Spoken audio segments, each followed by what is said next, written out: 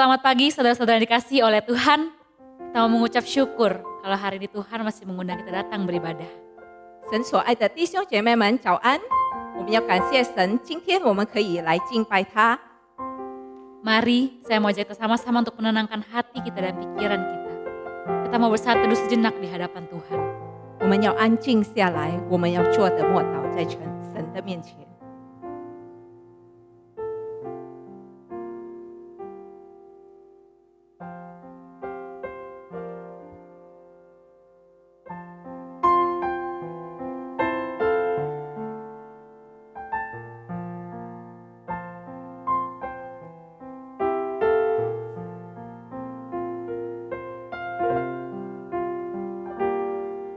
Terima kasih Tuhan untuk kasih setiamu yang ku alami dalam hidupku. Terima kasih Yesus untuk kebaikanmu sepanjang hidupku. Terima kasih Yesusku buat anugerah yang kau beri, sebab hari ini Tuhan adakan syukur bagi. Sama-sama kita angkat pujian ini. Terima kasih Yesusku buat anugerah yang kau beri. Terima kasih Tuhan untuk kasih setiamu yang ku alami dalam hidupku. Terima kasih Yesus untuk kebaikanmu sepanjang hidupku. Terima kasih Yesusku buat anugerah yang kau beri, sebab hari ini Tuhan adakan syukur bagimu. Terima kasih Yesusku buat anugerah yang kau beri, sebab hari ini Tuhan adakan syukur bagimu. Jemaat saya untuk bangkit berdiri dan dengarkanlah panggilan beribadah ini. 会中请起立，聚会宣召。 Bersorak-soraklah bagi Allah, hai seluruh bumi. Mazmurkanlah kemuliaan namanya. Muliakanlah dia dengan puji-pujian. 全地都当向神欢呼，歌颂他名的荣耀，用赞美的言语将他的荣耀发明。 Kuasanya yang besar, kasihnya yang mulia. Mari kita mau menyembah kebesarannya. 他的大能，他的光荣的爱，让我们来崇拜他的伟大。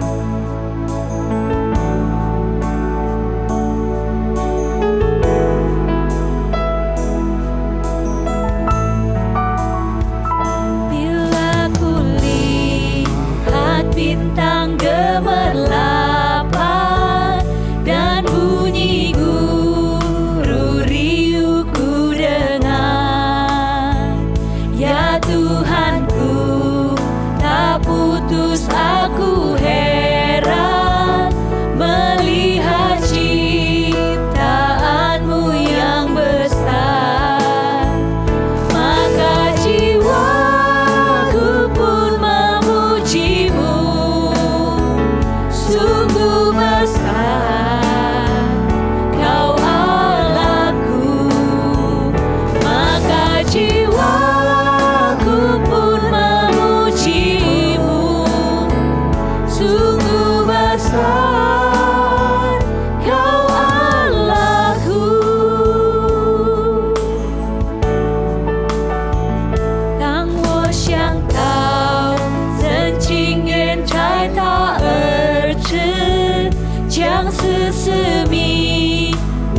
几乎不领会。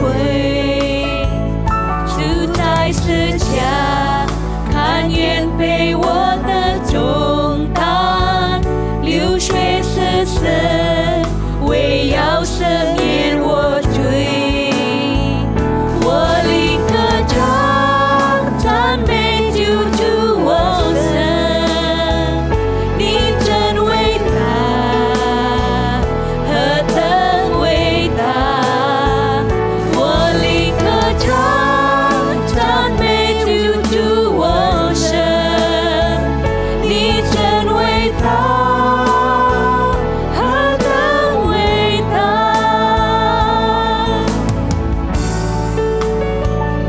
！Apabila di Kristus memanggilku, sukacita ku amatlah besar, karena terkabulah yang ku rindukan, melihati Kau Tuhanku akbar. Maka jiwaku pun memuji-Mu, sungguh besar Kau Allahku. Maka jiwaku pun memuji-Mu, sungguh besar Kau Allahku. Maka jiwaku pun memuji-Mu. Maka jiwaku pun memuji-Mu, sungguh besar Kau Allahku. Maka jiwaku pun memuji-Mu, sungguh besar Kau Allahku. Mari sama-sama kita mau berdoa. Ya Tuhan Allah Bapa kami dalam surga, kami sungguh mengucap syukur Tuhan ketika Tuhan masih berikan kami kesempatan untuk boleh datang menyembah Tuhan. Tuhan pakailah setiap kehidupan kami, pakailah setiap hari-hari kami. Kira kami boleh memakai hari kami dengan baik dan boleh menjadi kemuliaan bagi nama Tuhan. Pimpinlah Tuhan ibadah kami dari awal, pertengahan hingga akhirnya. Kami mau serahkan ke dalam tangan Tuhan. Terima kasih Tuhan, dalam nama Tuhan Yesus kami berdoa dan mengucap syukur. Amin. Pada pagi hari ini, kita juga mau mengakui dosa kita di hadapan Tuhan. 今天早上，我们也要在神的面前来认罪。 Bersihkanlah aku seluruhnya dari kesalahanku, dan tahirkanlah aku dari dosaku. Sebab aku sendiri sadar akan pelanggaranku. Aku senantiasa bergumul dengan dosaku. 求你将我的罪孽洗诸净尽，并且除我的罪，因为我知道我的过犯，我的罪常在我面前。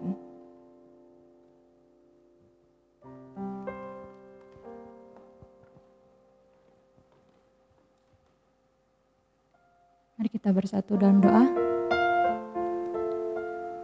Tuhan, pada saat ini juga kami datang ya Tuhan, dan membawa seluruh kehidupan kami terbuka di hadapan Tuhan, hati kami, pikiran kami, motivasi hati kami Tuhan, Kau yang paling tahu.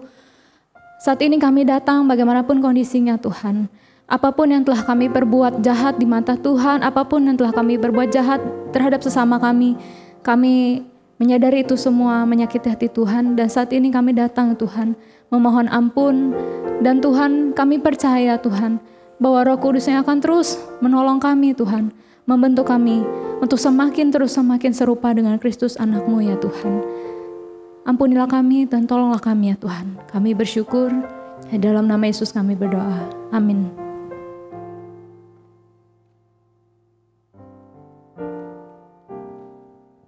Sesungguhnya dosa kita telah diampuni melalui karyanya yang terbesar, yaitu kematiannya di atas kayu salib dan kebangkitannya yang menyelamatkan kita.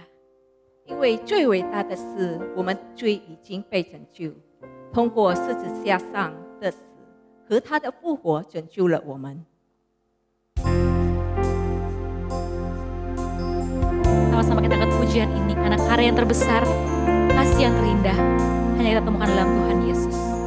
我们一起来唱这首诗歌。 Kasih yang terindah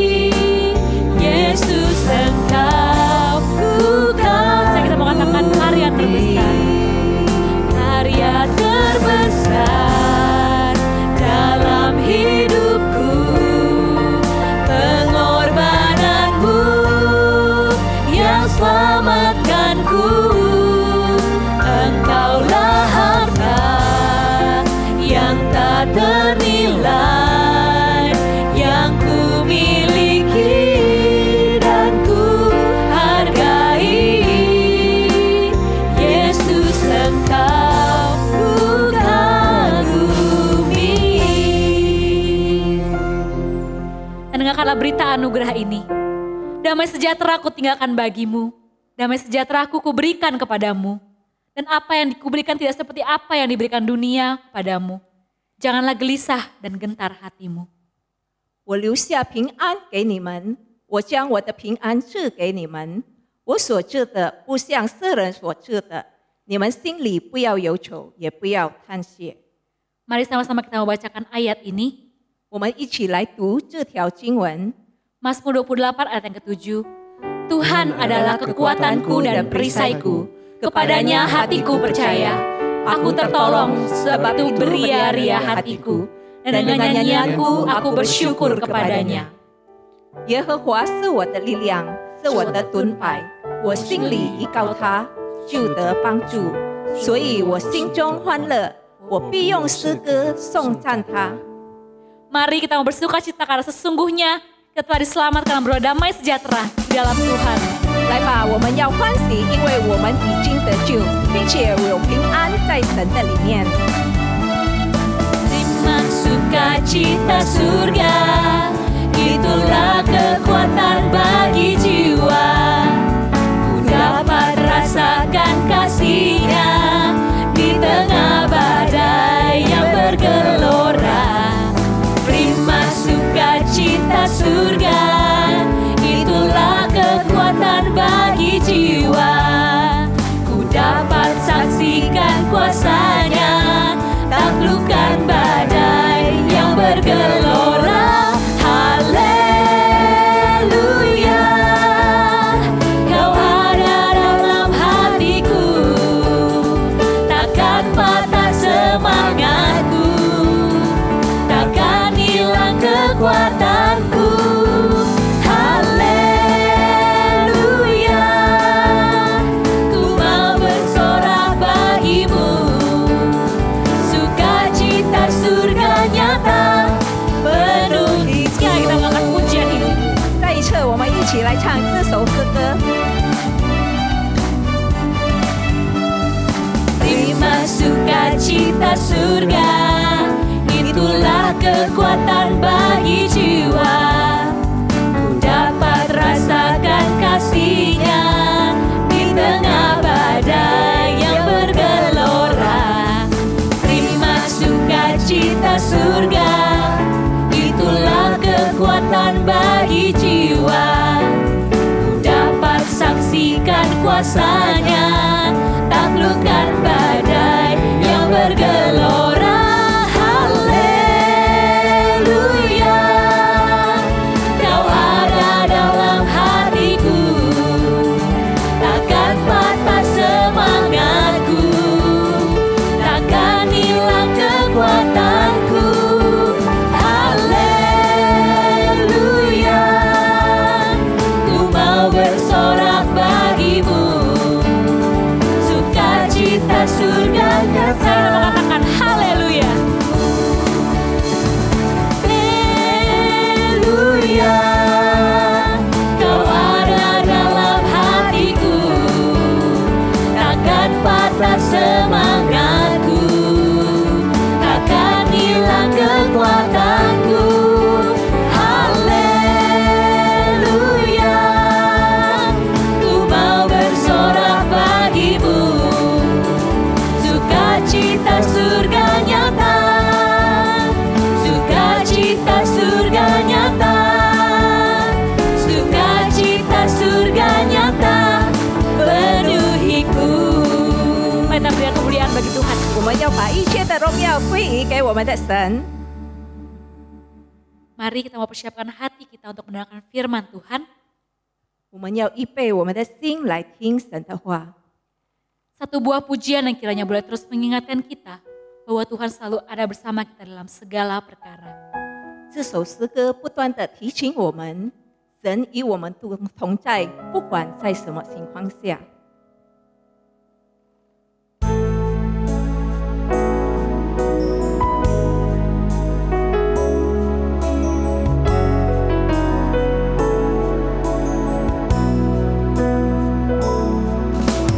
Banyak perkara yang tak dapat ku mengerti.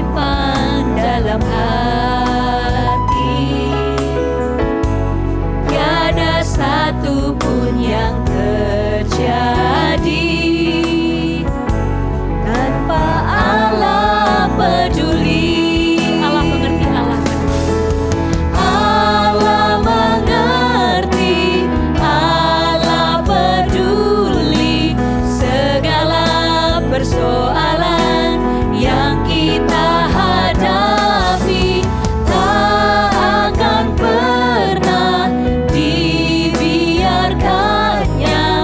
Ku bergumul sendiri sebab Allah mengerti.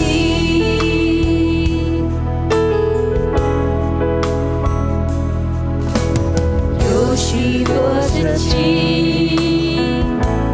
我无法接受和理解，为什么是这样的结局？为什么人生会有悲剧？有一件事情我深藏在我的心里，无论发生任何的事情，神不会置之不理。上帝了解我，上帝在乎我，我一生所面对的各式各样困惑，绝不丢弃我，绝不会让我独自一人去承受隐藏的了解。Allah mengerti, Allah peduli. Allah mengerti, Allah peduli segala persoalan yang kita hadapi tak akan pernah dibiarkannya. Ku bergumul sendiri sebab Allah tak akan pernah dibiarkan kita bergumul. Tak akan pernah dibiarkannya. Ku bergumul sendiri sebab Allah mengerti.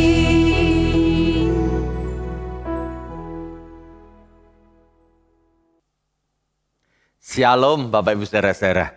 Saya senang diundang untuk melayani di GKBJ Samanhudi melalui ibadah teleworship kali ini. Puji Tuhan. Terima kasih untuk para majelis dan khususnya tamu yang memberikan kesempatan. Saudara, hari ini kita akan membicarakan sebuah tema yang sangat penting. Tema ini akan mempengaruhi relasi-relasi yang kita miliki. Kalau satu perkara ini Anda bisa berjalan dengan baik, maka relasi-relasi di dalam bisnis pun juga di dalam keluarga, dimanapun juga akan berjalan dengan lancar.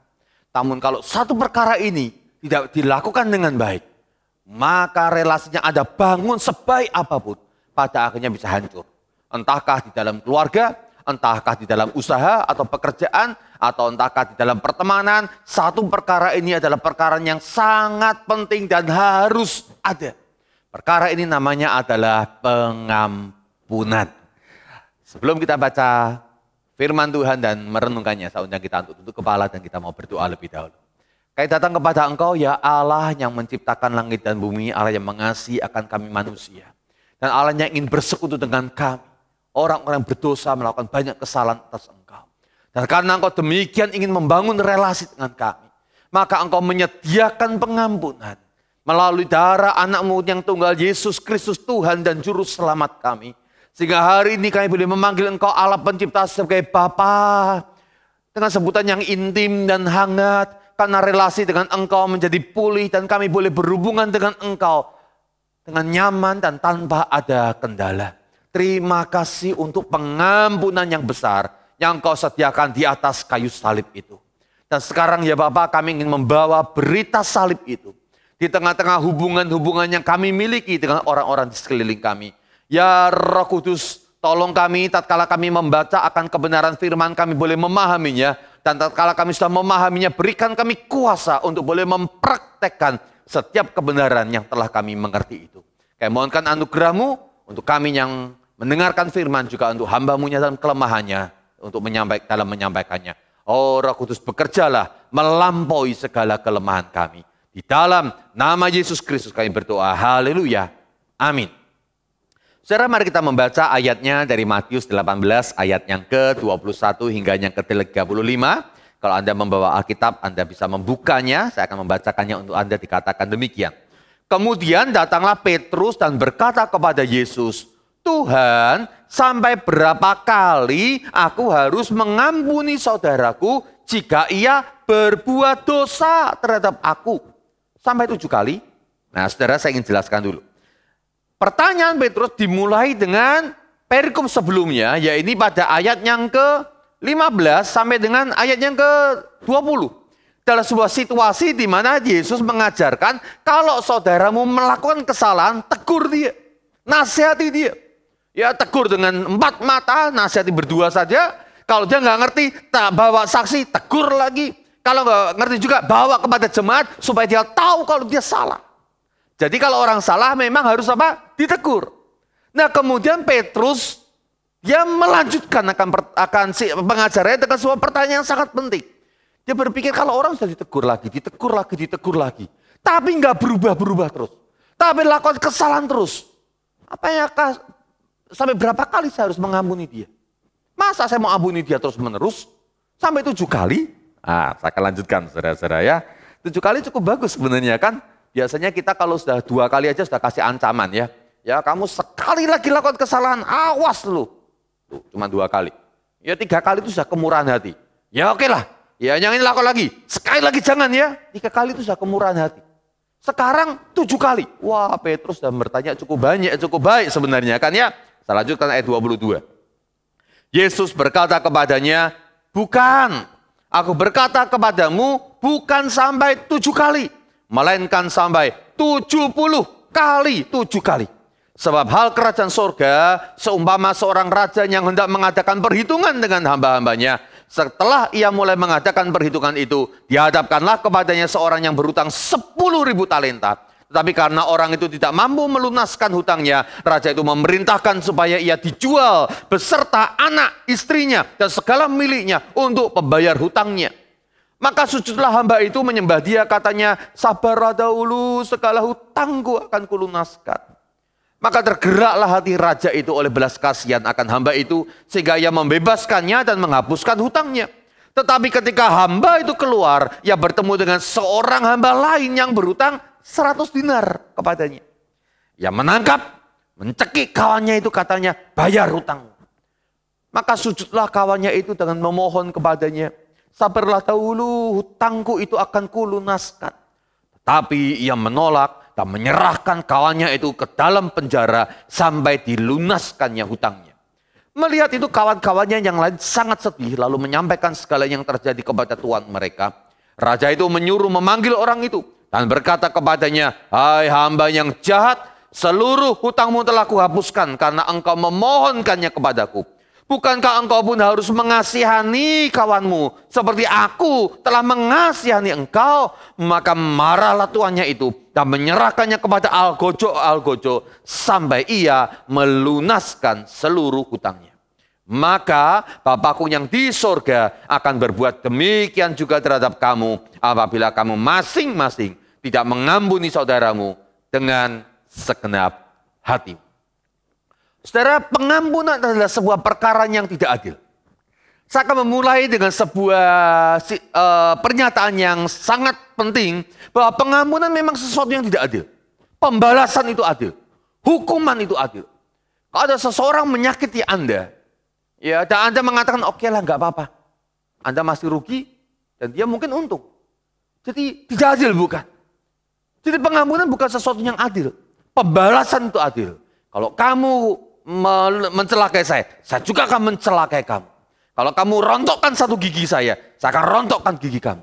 Hukuman adalah hal yang adil. Karena kamu melakukan kesalahan, kamu harus terima konsekuensinya. Kamu harus dihukum. Pembalasan adalah hal yang adil. Pengampunan tidak adil. Tapi itulah yang diminta oleh Tuhan. Karena pengampunan memang hal yang tidak adil secara dunia. Tapi pengampunan adalah sesuatu yang membuat segala perkara di dunia ini menjadi sangat baik, menjadi lebih indah, dan membangun akan banyak relasi dan menumbuhkan akan banyak kehidupan. Saudara, pengampunan itu adalah komoditas surga. Kalau kita saudara-saudara adalah anak-anak Tuhan, gambar dan rupa Allah, karakter Kristus itu, maka kita saudara-saudara harus belajar untuk mengampuni. Saya akan menjelaskan kepada Anda mengapa kita harus mengampuni. Dan mengapa kita tidak boleh untuk tidak mengampuni. Mengapa kita tidak bisa tidak untuk harus mengampuni. Saudara, mari kita masuk pada poin yang pertama. Hari itu saudara-saudara Petrus bertanya kepada Tuhan Yesus. Tuhan, sampai berapa kali aku harus mengampuni saudaraku jika ia berbuat dosa terhadap aku? Sampai 7 kali? Petrus aja hitung-hitungan saudara-saudara ya. 7 kali cukup bagus sebenarnya ya kan. Lalu Yesus berkata demikian, bukan sampai 7 kali. Melainkan 70 kali 7 kali. Jadi kebenaran pertama saudara-saudara pengampunan itu harus diberikan betapapun seringnya orang itu melakukan kesalahan. Pengampunan itu harus diberikan betapapun seringnya orang itu melakukan dosa terhadap kita. Kata jika ia berbuat dosa terhadap aku, kata dosa di sini bukan menggunakan kata hamartia yang artinya meleset dari sasaran. Kata dosa yang ada di sini, saudara, menggunakan kata opheilema. Opheilema ini dalam konsep Yahudi jelas sekali berbicara tentang hutang sebenarnya. Jadi kalau seseorang saudara-saudara melukai kita, seseorang mencelakai kita, seseorang merugikan kita, maka kita anggap sebagai utang. Kamu awas ya. Ya kemarin kamu sudah ngomong kasar sama saya. Besok saya akan balas. Nah ini saudara-saudara sebuah kesalahan atau sebuah dosa. Dalam konsep Yahudi bicara tentang apa? Hutang. Saudara-saudara. Hutang itu perlu ditagih. Kalau Anda hutang sama seseorang atau orang hutang pada Anda. Biasanya yang mengingat-ingat hutangnya yang hutang atau yang kasih utang? Biasanya harusnya yang hutang, yang ingat-ingat kan ya. Tapi kan seringkali terbalik. Yang utang lupa atau pura-pura lupa atau sengaja lupa. Kita yang kasih utang, kita yang inget-inget kan ya. Ini diambil duit saya tuh, kemarin utang 1 juta. Ya belum dibalikin, katanya seminggu depan. Saya tunggu minggu depan. Ya awas kalau gak dibalikin ya. Ya mundur lagi. Ya besok awas ya kalau kamu. Hutang itu kita ingat-ingat. Kita tawan. Atau kita sandera, atau kita penjarakan ke hutang itu. Kita penjarakan apa yang telah dia ambil. Kita penjarakan apa yang telah hilang dalam hidup kita. Kita masukkan ke hati kita. Dan kita menganggap satu kali nanti. Saya harus menagih akan hutang yang telah kau buat dalam hidup saya. Matius 6 ayat 12 dalam bagian doa Bapa kami. Saudara menggunakan kata yang sama yang diterjemahkan dengan tepat oleh King James Version. Saudara dikatakan, and forgive us our debts. Dan ampunilah kami akan segala kesalahan. Itu sebenarnya menggunakan kata opheilema yang diterjemahkan oleh King James Version, our debts. Jadi kalau kita melakukan kesalahan, bagi Tuhan itu adalah hutang. Kamu adalah gambar dan rupa Allah. Kamu mempermalukan nama saya malu punya anak seperti engkau. Jadi kita tuh hutang sama Tuhan. Tuhan anggap, kamu hutang sama saya. Kamu sudah membuat nama saya malu. Ya, lalu kita berkata, ya Tuhan, hapuskanlah hutangmu pada saya.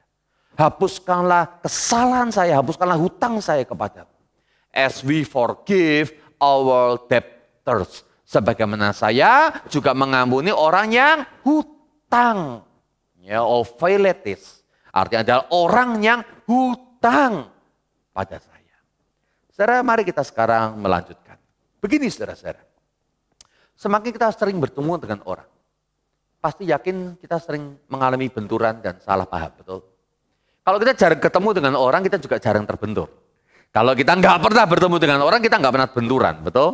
Ya, saya yakin orang yang paling sering benturan dengan Anda adalah orang-orang yang di rumah Anda, karena sering ketemu. Ya, orang-orang di kantor Anda benturan dengan Anda, ya paling 8 jam itu ya bisa lah. Ya, tapi kalau orang yang nggak pernah ketemu, wah paling jarang benturan. Jadi kalau Anda ingin nggak benturan dengan orang lain, apa yang harus Anda lakukan?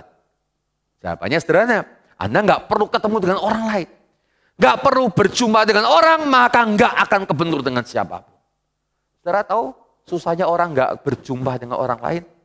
Kita hari-hari ini mengalami pandemi, lalu kita dapatkan social distancing, bukan? Ya, sementara orang menyebutnya lockdown atau dikurung. Atau self-isolation, artinya diisolasi, disingkirkan dari orang. Kita rasa nggak nyaman. Kita serasa mau ini mau itu, waduh susah sekali ketemu, nggak boleh makan bersama di kafe nggak boleh, kita hanya telepon, pakai akhirnya pakai video conference segala macam. Karena kita pengen ketemu dengan orang, tapi nggak boleh ketemu. Nah saudara-saudara, kalau Anda nggak pengen benturan dengan orang, Anda harus hidup di hutan deh. Karena semakin Anda ketemu dengan orang, semakin benturan. Jadi syarat orang untuk bisa membangun hubungan dengan baik, syarat seseorang untuk bisa hidup di dunia dengan nyaman adalah dia harus punya sebuah antidot atau sebuah vaksin di dalam menjaga akan relasi yang berbenturan ini. Anda nggak bisa mencegah untuk berelasi, Anda harus berelasi. Bagaimana berelasi tanpa benturan, maka Anda harus punya vaksinnya. Vaksinnya namanya adalah pengampunan.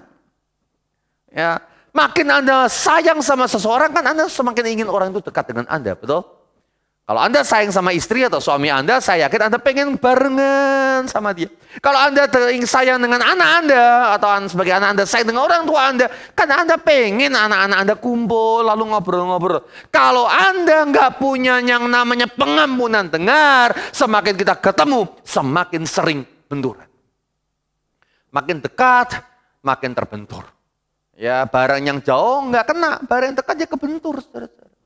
Maka kalau kita ingin mengalami hubungan yang baik dengan orang yang Anda sayang, orang yang seharusnya mengasihi Anda, mau nggak mau sekali lagi, Anda harus memiliki yang namanya pengampunan. Sampai berapa kali kita mengampuni orang yang bersalah sama kita? Sampai matching. Saudara-saudara, besi menajamkan besi dan manusia menajamkan sesama.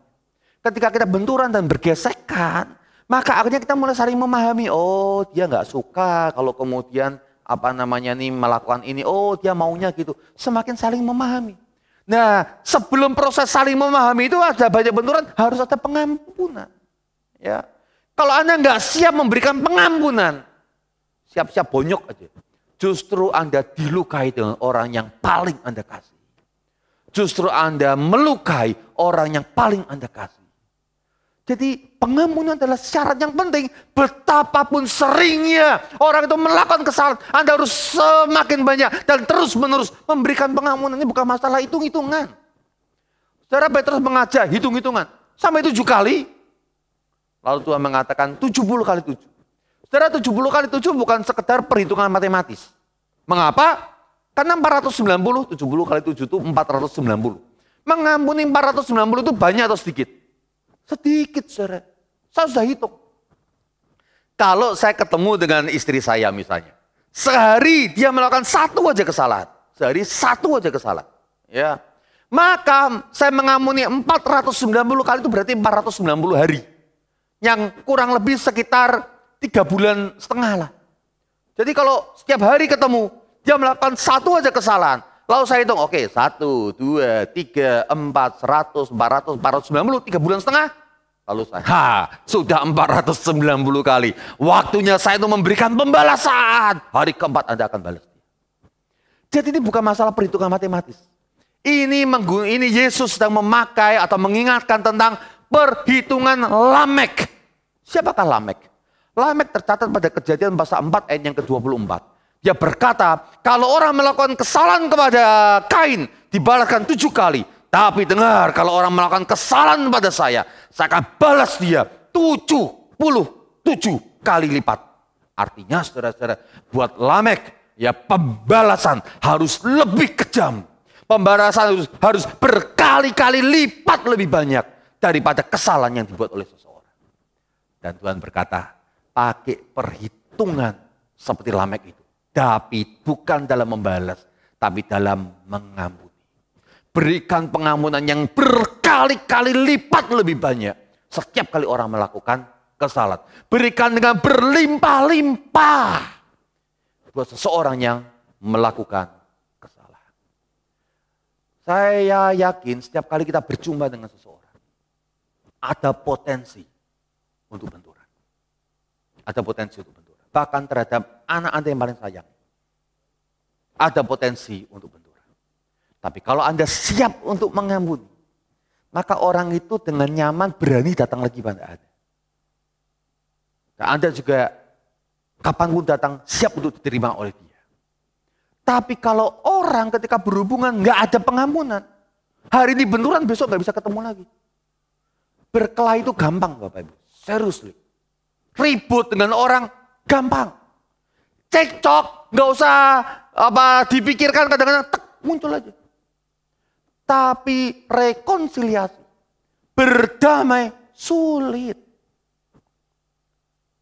Saudara, saya dengan adik saya pernah satu kali salah paham. Ya, waktu itu kami saudara-saudara pergi berdua ke gereja, singkat cerita saudara-saudara, lalu kemudian saya pulang duluan, ya saya waktu itu pulang pakai motor, adik saya yang pakai mobil, kita tuker ya, berangkatnya saya pakai mobil. Waktu saya pulang pakai motor, saya lupa bawa kunci rumah. Saudara. Maaf, waktu itu saya pengen ke belakang, siopian saudara-saudara, gak punya kunci. Saya telepon adik saya, mau tanya kamu sampai di mana, saya supaya ukur-ukur dong. Kalau terpautnya, kalau sebentar lagi ya saya tunggu ya, kalau lama ya mungkin saya cari pom bensin atau Alfamart atau mall gitu kali ya. Jadi saya mau telepon dia nanya mau kamu sampai di mana. Nah adik saya sudah jalan sebenarnya. Ya jadi dia pikir alah gak usah ditelepon lah sebentar juga sampai. Dia nggak ngerti kondisi saya kan. Jadi saudara-saudara ketika dia sampai ya ngapain sih telepon-telepon. Kamu kenapa nggak diangkat? Ya saya sudah mau pipis ini ya kan. Jadi saudara-saudara nggak banyak ribut, langsung dibuka pintu, saya ke belakang, selesai itu saudara-saudara. Konslet kita. Kebetulan dilihat oleh anak-anak kami. Jadi malam itu saudara-saudara kami merasa kurang nyaman. Ya, tapi saudara-saudara saya mengambil keputusan ini harus diselesaikan. Anak saya lihat kami ribut, anak saya juga harus lihat waktu kami saling mengampuni dan berdamai. Kami kumpulkan semuanya. Terus saya bilang sama adik saya, ya saya kemarin marah duluan memang. Kenapa? Karena kamu nggak cepat-cepat datang. Telepon tuh nggak diangkat. Kamu kan nggak tahu posisi saya. Saya minta maaf. Adik saya mengatakan, ya saya juga minta maaf. Karena saya nggak ngerti posisi kamu, saya pikir urusan biasa ngapain sih telepon-telepon kok kepo amat. Selesai, kita jalan, kita salaman, lalu punya anak-anak tepuk tangan saudara-saudara, lalu kita kemudian baik. Nah, saya mendapatkan waktu cekcok gampang banget. Ya urusan kecil dibetulin jadi besar dan membuat suatu situasi menjadi nggak nyaman. Tapi untuk minta maaf dan melakukan pengampunan ternyata nggak gampang. Saya mikir panjang. Saya kan yang kakak, dia kan yang nggak angkat telepon. Wah susah sekali. Tapi saudara-saudara, kualitas kerajaan surga adalah orang yang mengampuni dengan berlimpah-limpah. Berkali-kali lipat. Jadi jangan main hitung-hitungan. Tahu saudara-saudara kenapa kita tidak boleh untuk hitung-hitungan dalam mengampuni? Karena ayat 35 Tuhan berkata, maka Bapakmu yang di surga akan berbuat demikian juga terhadap kamu. Akan melakukan cara hitung yang sama seperti yang kamu kerjakan. Apabila kamu masing-masing tidak mengampuni saudaramu dengan segenap hatimu. Artinya saudara-saudara, kalau kamu tidak mengampuni orang, Tuhan juga nggak akan ampuni kamu. Kalau kamu hitung-hitungan dengan orang, Tuhan juga akan hitung-hitungan. Dan kalau hitung-hitungan, saya yakin tidak ada di antara kita yang kuat untuk membayar hitungan Tuhan atas kesalahan kita. Coba sekarang sama-sama saya katakan ya, saya siap mengampuni tanpa batas. 2, 3, saya siap mengampuni tanpa batas. Betapapun seringnya orang itu melakukan kesalahan, saya siap mengampuni tanpa batas. Saya yakin ketika Anda mengatakan itu ada sesuatu di hati Anda memberikan penolakan. Masa sampai tanpa batas? Dan itu adalah suara ego Anda. Ya, maka dalam nama Yesus, ulangi lagi bersama dengan saya kan ya. 2, 3, betapapun seringnya saya siap mengampuni tanpa batas. Tanpa batas. Saudara, kita masuk pada kebenaran yang kedua sekarang. Kalau kebenaran yang pertama berkata pengampunan harus diberikan betapapun seringnya. Yang kedua, pengampunan harus diberikan betapapun sakitnya hati kita. Saudara, Tuhan Yesus untuk menjelaskan tentang mengapa kita harus mengampuni, dia memberikan sebuah perumpamaan. Perumpamannya berkata seorang hamba hutang 10.000 talenta. Nah, saya buat hitungan saudara-saudara. 1 talenta itu sekitar, itu artinya 6.000 dinar. 1 dinar adalah upah orang kerja seharian. Maka 1 talenta berarti kerjanya orang, upah kerja orang 6.000 hari. 6.000 hari itu sekitar 16,5 tahun. Hamba ini berutang 10.000 talenta. Artinya dia harus kerja keras seharian selama 165.000 tahun. Berapa umur orang itu, saudara-saudara? Ada orang yang umurnya sampai 1.000 tahun? 100 saja sudah bersyukur. Kalau saya ditanya, Pak David mau hidup 100 tahun? Aduh enggak deh, mendingan saya hidupnya jangan lama-lama. Ya, saya hidup lamanya di surga aja, betul? Ya, tapi kalau saya ada di dunia, berarti masih ada hal yang harus saya kerjakan, masih ada tugas, saya kerjakan. Tapi kalau sudah selesai, ya mendingan hidup selama-lamanya di surga saja. Itu hamba berutang kerja 165.000 tahun, artinya enggak mungkin dibayar. Maka sah ketika sang raja itu berkata, kamu hutang segitu banyak, hutang berani. Bayar gak berani? Gimana sih? Oke, sekarang kamu dan istrimu dan anak-anakmu dan seluruh hartamu saya mau jual pada orang lain. Kejam apa enggak, saudara-saudara? Jual istri, anak, dan dia sendiri juga bersama seluruh, kejam atau enggak? Mari kita hitung, saudara-saudara. Jadi begini, harga 10.000 talenta itu kan tadi 165.000 tahun kerja. Ya. Dan saya cek. Harga budak itu sekitar 30 sampai 100 sikal pada masa itu. 30 sampai 100 sikal. 1 talenta itu 3.000 sikal. Berarti sekitar 30 budak yang terbaik. Ya, kalau budaknya yang 100, yang harganya 100 sikal, yang terbaik. Berarti 1 talenta adalah 30 harga budak yang terbaik. 10.000 talenta berarti 300.000 budak yang terbaik. Berapa yang bisa diberikan oleh si hamba itu? Cuman dia dan sekeluarganya, plus harta yang tak seberapa. Jadi ketika raja berkata, kamu dan seluruh keluargamu dijual, itu masih enggak cukup untuk bayar. Makanya di dalam perumpamaan ini Tuhan Yesus mengatakan bahwa raja itu tahu bahwa hamba itu tidak akan sanggup untuk membayar. Enggak sanggup. Maka dia bersujud mengatakan, Tuhan ya raja sabar ya, saya janji melunasi. Saya yakin perwira di sebelahnya ngomong gini, Pret, mana mungkin melunasi? Ya gak mungkin lah. Ya kerja 165.000 tahun. Ya gak mungkin lah. Ya Pret. Jadi raja itu menyadari, aduh ini gak mungkin beres. Sudahlah, saya yang akan bereskan. Saya anggap hutangmu itu lunas. Lunas itu bukan berarti hutangnya tiba-tiba hilang aja. Semua kerugian yang telah diambil oleh hamba itu harus diganti. Ya oleh sang raja. Itulah namanya penebusan. Setiap pengampunan memang ada sesuatu yang harus digantikan untuk membayar hutang yang hilang itu. Jadi raja mengatakan, hutang itu besar sekali. Ya sudahlah, saya yang ganti. Saya hapuskan. Saudara, kata melepaskan pengampunan atau menghapuskan akan hutang, itu menggunakan kata afiemi. Kata afiemi artinya adalah melepaskan apa yang sudah ditahan itu. Melepaskan apa yang sudah dipegang itu. Melepaskan sandera. Ya, kalau dalam doa kami, and forgive us, itu menggunakan kata dan afiemi, atau dan lepaskanlah hutang saya kepadamu Tuhan. Seperti saya juga melepaskan atau saya menghapuskan atau saya mengampuni orang yang berhutang pada saya. Jadi itu adalah arti mengampuni, saudara-saudara. Apa yang kita luka, apa yang kita merasa hilang, kita lepaskan. Adalah kamu pergi aja. Ya, melepaskan, saudara-saudara. Nah, jadi hamba itu mendapatkan kelepasan daripada hutang yang sebesar 100.000 talenta itu. Waktu dia keluar, dia ketemu dengan hamba yang lain. Hutang juga ternyata sama dia. 100 dinar, saudara-saudara. Nah, saya hitung sebentar ya, 100 dinar itu sekitar 3 bulan 10 hari. Ya, 100 dinar sama dengan kerja 100 hari, sama dengan kerja 3 bulan 10 hari. Saudara-saudara. Sekitar per 60 talenta kalau dihitung dengan budak, harga setengah budak. Enggak cukup 1 budak. 1 budak enggak cukup, cuma setengah budak harganya, saudara-saudara ya. Lalu hambanya kedua ini bersujud minta ampun. Dan dia mengatakan janji, saya akan bayar. Menurut Anda dia bisa bayar apa enggak? Bisa. Hamba pertama enggak bisa bayar, utangnya terlalu gede. Hamba kedua bisa bayar, cuma 100 dinar. Ya kerja 3 bulan beres, saudara-saudara. Tapi ketika dia mengatakan nanti saya bayar, oh hamba pertama itu dengan pongahnya langsung cekik akan lehernya. Kamu harus bayar, kalau nggak bayar awas masukkan ke penjara. Raja itu murka. Kamu hutang cuma sedikit, tapi saya bebaskan.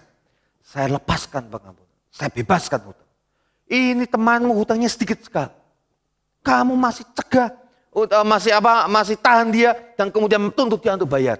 Bagaimana perhitungannya kamu buat untuk saudara, itulah yang akan saya buat untuk engkau. Maka hamba yang kedua itu, dia kemudian dimasukkan ke penjara. Saudara-saudara, kadang-kadang tatkala orang melakukan kesalahan pada kita saudara-saudara melakukan banyak hal yang ingin untuk membalas dia. Saudara, saya teringat lihat akan gambar ini, ya ini gambar burung yang dalam sangkar, saudara. Kita berpikir bahwa itu orang bersalah, lalu orang itu kita masukkan ke kerangkengan, saudara-saudara, yang namanya caci, benci, dan kutuk. Ketika seseorang melakukan kesalahan sama kita saudara-saudara berkata kepada dia, itu orang awas ya, biar mati aja dia, biar sakit aja dia, biar dia kemudian kecelakaan, seneng saya, syukur biar dibalas oleh Tuhan. Kita berpikir bahwa ketika kita membenci seseorang, orang itu kita masukkan dalam penjara untuk kita siksa dengan caci maki dan kata-kata kita. Ya, seperti burung yang kita masukkan dalam sangkar. Wah, sekarang waktunya saya bisa balas kamu. Kita kata-kata orang, kita doain biar mati saja, biar kecelakaan saja. Saya mau tanya, Anda kata-katanya, Anda caci, Anda benci, orang itu mati atau enggak? Orang itu kecelakaan atau enggak? Belum tentu. Ya, kita mati aja kamu, wah kecelakaan aja kamu. Besok ketemu lagi jalan-jalan ke mall, malah makan enak lagi di mall. Artinya apa?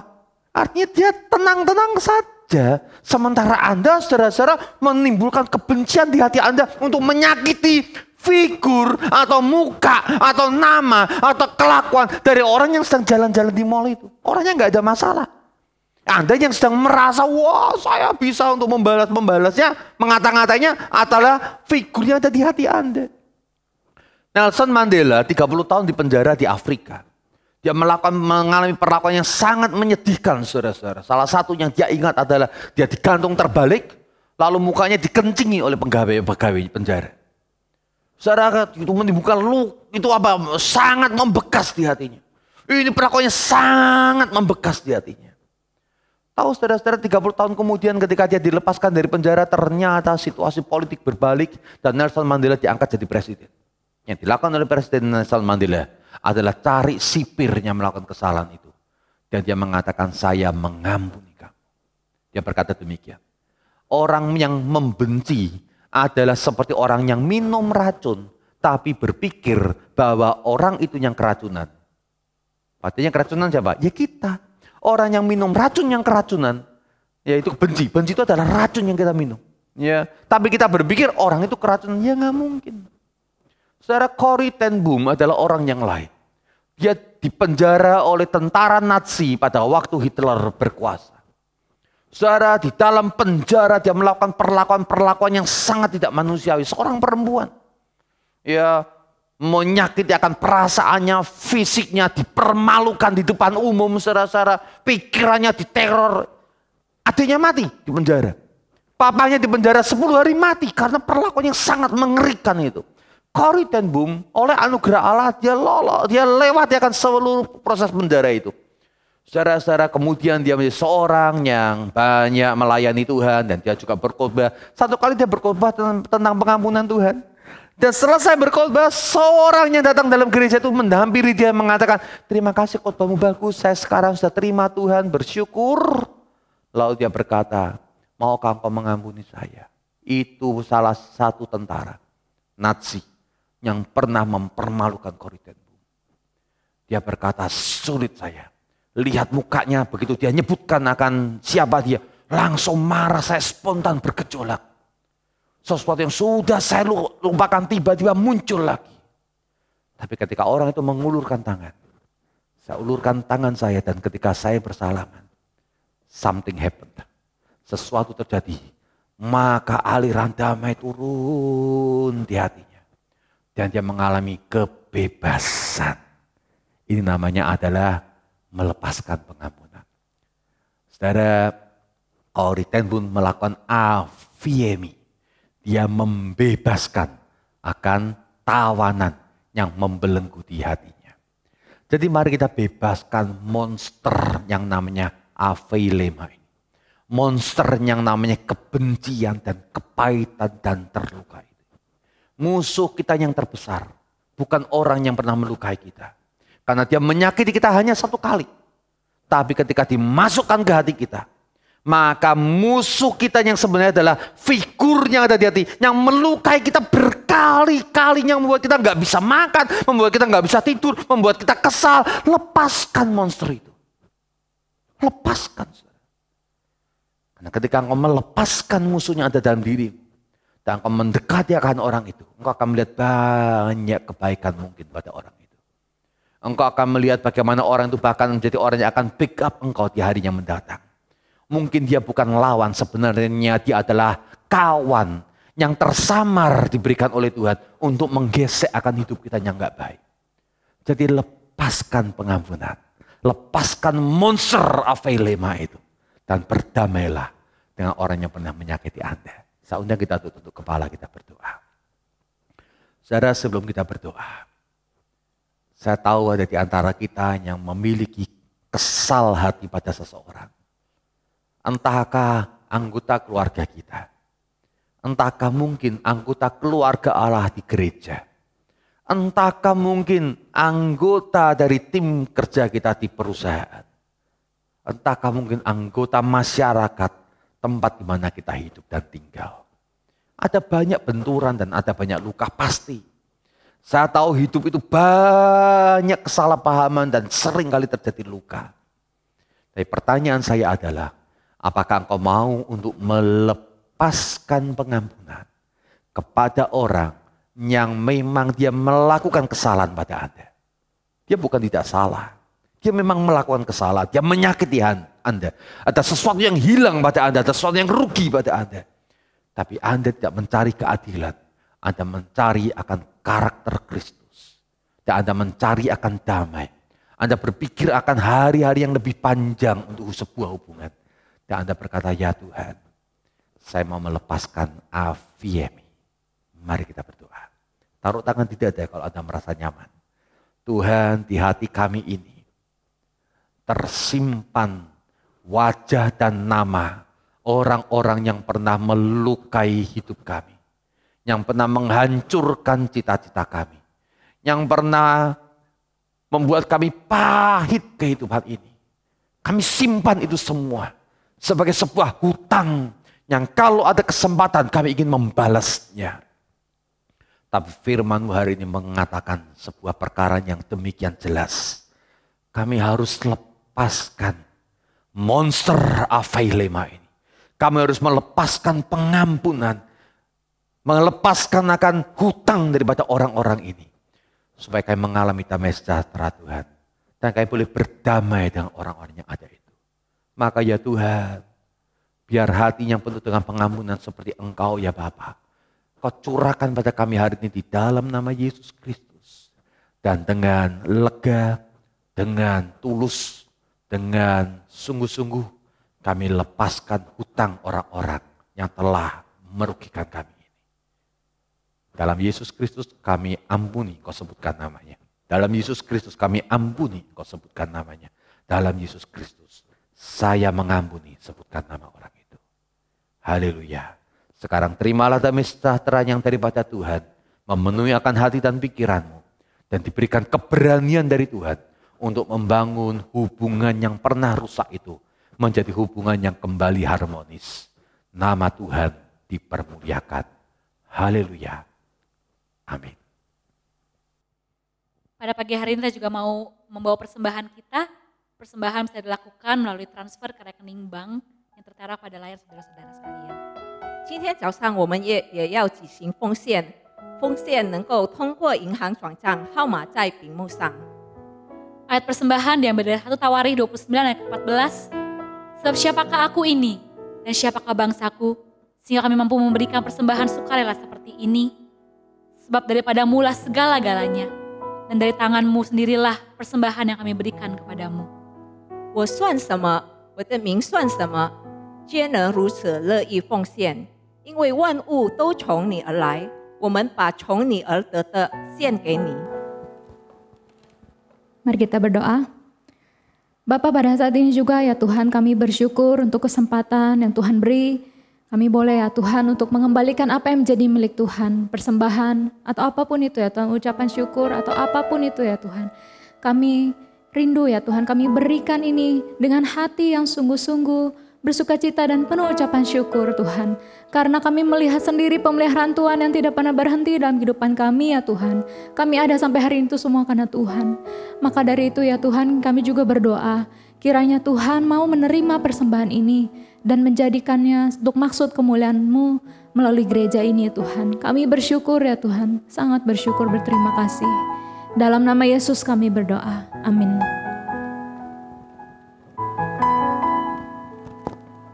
Mari kita mau meresponi firman Tuhan. 我们要回应神的话， Kita mau terus mengucap syukur oleh karena pengampunan yang daripada Tuhan, kita bisa beroleh kekuatan dan damai sejahtera. 我们要不断的感谢神，因为他的施免，我们得到了力量和平安。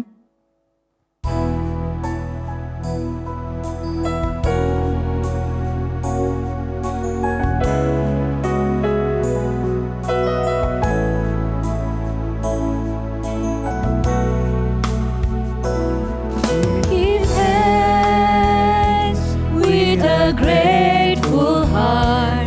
Give thanks to the Holy One. Give thanks because He's given Jesus Christ, His Son. And now let the weak say, I am strong. Let the poor say, I am rich because of what the Lord has done for us. Give thanks. 献上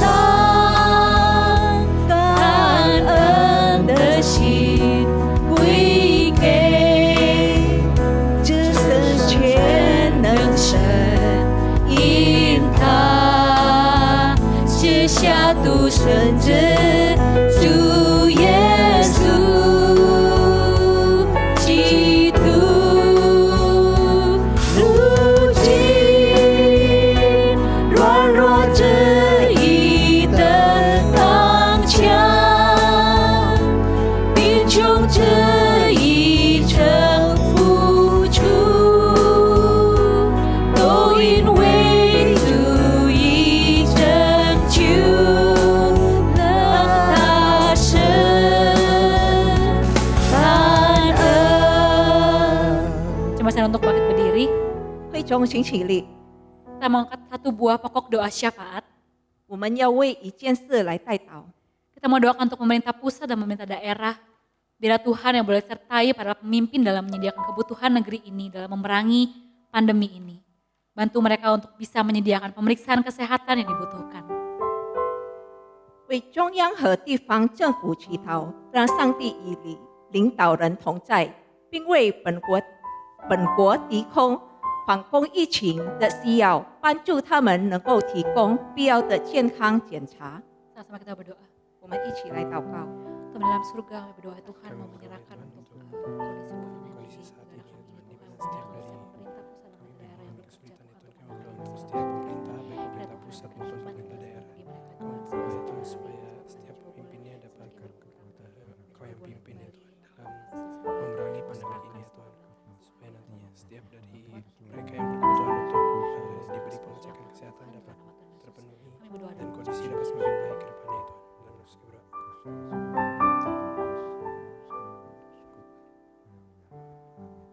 Dengan sikap hormat kita mau mengakui iman kita dengan pengakuan iman rasuli. Pertama-tama akan dilakukan dengan bahasa Indonesia terlebih dahulu dan kemudian bahasa Mandarin.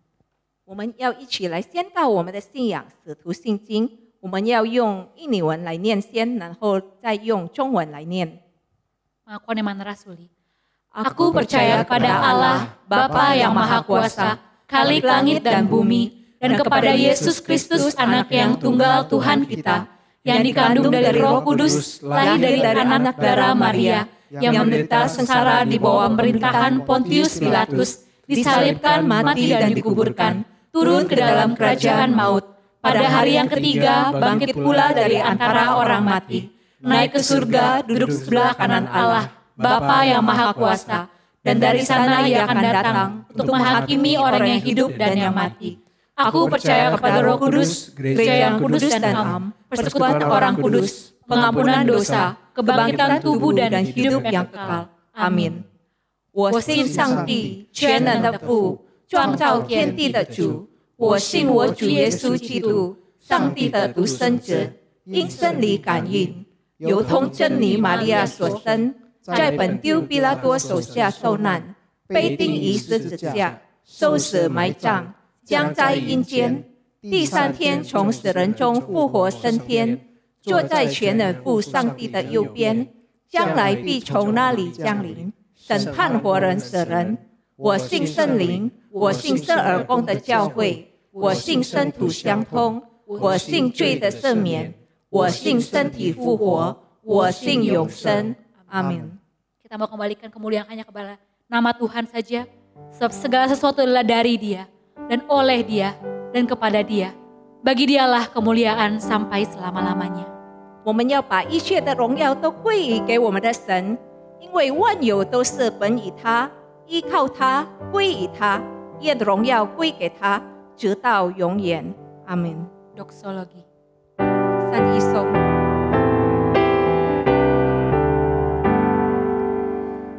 Puji Allah Bapa Putra, puji Allah Roh Kudus, dan wiganya yang hesta, wajahnya sumber berkah.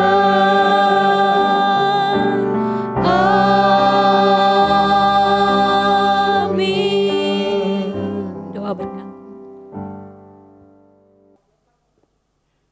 天父，我们感谢你， Allah Bapa terima kasih. 但愿主你自己帮助我们， Kiranya Tuhan sedia menolong kami. 我们要结束我们的聚会， Kami mau mengakhiri ibadah kami. 求圣灵帮助我们， Kiranya Roh Kudus menolong kami. 给我们力量来实践你的话语， Memberikan kami kemampuan, kekuatan mengaplikasikan firman-Mu. 带领我们前面的日子， Pimpin hari-hari kami di depan. 不但祝福我们， Bukan hanya berkati kami. 不但引领我们， Bukan hanya menuntun 不但 kami. 给我们平安， Bukan hanya memberikan kami 不但 damai. 给我们健 Bukan 康， hanya memberikan kami 也给 kesehatan. 我们能力 Juga memberikan kami 来 kekuatan 为主做见 untuk 证。 bersaksi bagi Tuhan. 赐福给我们每一个人， Berkatilah setiap kami. 听我们的祷告。 Dengarlah doa kami. 弟兄姊妹们，我们仍然站立，我们用恭敬的心、恭敬的态度和信心来领受上帝的祝福。 Surah kita tetap berdiri, kita dengan iman, dengan sikap yang hormat kita menerima berkat Tuhan. 我们一起低头，但愿主耶稣基督的恩惠、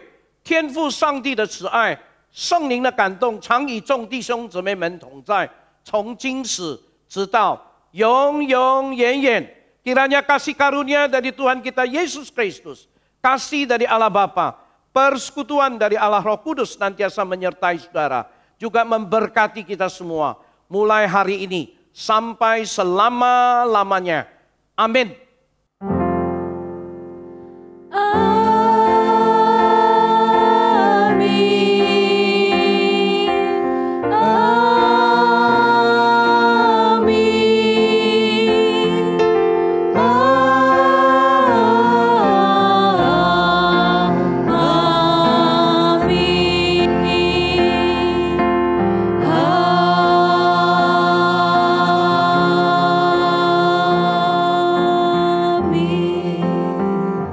Jemaat saya bersama untuk duduk, bersatu dulu sejenak.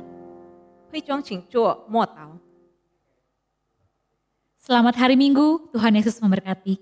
主日快乐，上帝祝福你们。